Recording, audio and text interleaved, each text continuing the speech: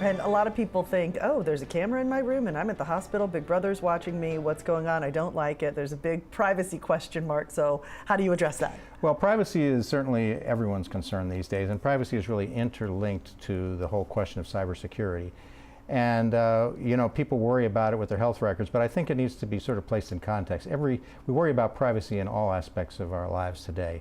We look at it with banking, we look at it with our online shopping, we look at it with how we browse on the internet. And you know, telehealth is really not much different, so it's important to keep it in perspective.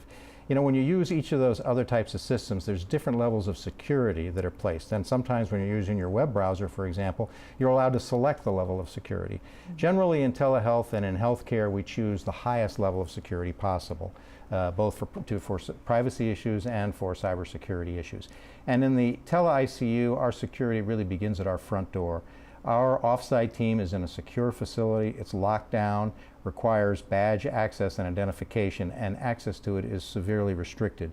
If you walk in the front door to our facility, you see a team of doctors that are getting data that comes to them in the system. The data comes on dedicated lines that are secured, that are encrypted, and that have a high level of security, that are constantly being monitored by who has access to every aspect of those records, who's looking in every medical record, every image. All of our doctors and nurses are very experienced. They are very, very comfortable with treating patients in a confidential manner. On the other hand, you know, our doctors and nurses, and as I said, take care of about 160 patients at a time. So they certainly do have access to a broad range of medical records and see a lot of information. They must be very trustworthy people, and they are very trustworthy people, and keep things very confidential.